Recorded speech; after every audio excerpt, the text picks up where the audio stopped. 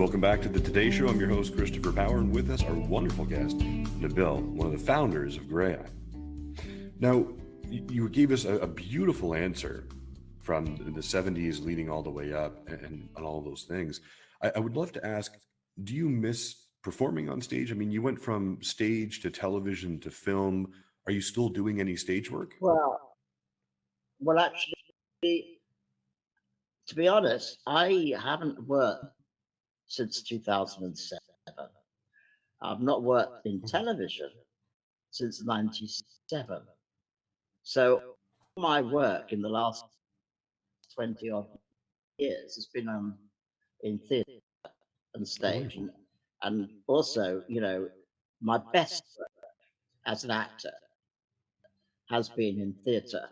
And, you know, the roles that I've played have been far more interesting. You know, one of the things I've noticed now as an actor, that the more money that's spent on a production, bigger the media where the show is being presented, the reluctant producers are. So a disabled person is not going to get a very big role in television and will even have a smaller role in film. But whereas theatre, which doesn't invest, you know, the millions that can be invested in a movie or television, you know, they're more daring. So consequently, like in theatre, you know, I've played Hamlet in Hamlet. I've played Ayatollah Khomeini in a show called Iranian Nights. I played Haile Selassie, Emperor of Ethiopia, in a play called The Emperor. And so I played Jesus in Godspell. I played another a Roman emperor in The Emperor and the Galilean. So I've actually done a hell of a lot of good work in theatre. And whilst I've had some pretty nice jobs in film and telly, they're nowhere near as satisfying as an actor, except of course, you know, the only TV role that I'm famous for, a character in Doctor Who, Syl, who is a nasty, sadistic alien who hates humans, and he's a businessman who's just into money, and he will look at anything provided there's a good buck, a profit for him. Now, this character, Syl, there was a movie made as well, is that right? Syl and the Devil's Seeds of Arador. Yeah, because actually, I didn't quite tell the truth when I said that the last film I made was in 2007, because in fact, Syl and the Devil's Seeds of Arador was made in 2019, just before the pandemic. I actually think that Syl, it wasn't the Chinese, but Syl who's behind the virus in his attempt to conquer the earth. Now, we have your trailer. So, and that's a nasty thing he would do. He's this, you know, Syl, when I was watching the Doctor Who and certainly the trailer, he's this lovable, evil guy that you just can't stand not to want to give him a big hug. Yeah, and Syl.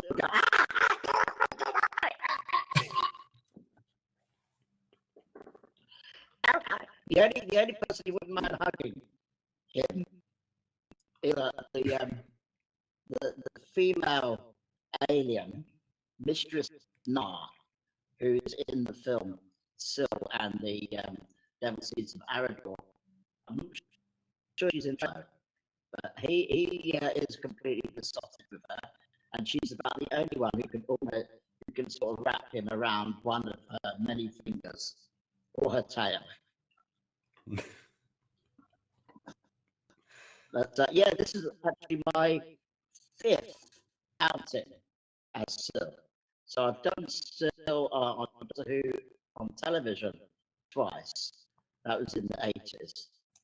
And then I don't know if you've heard of there's an audio company called Big Finish in Britain who do loads of dramas, and many of them based on Doctor Who stories. Okay. And they've actually hired me twice to do two still plays.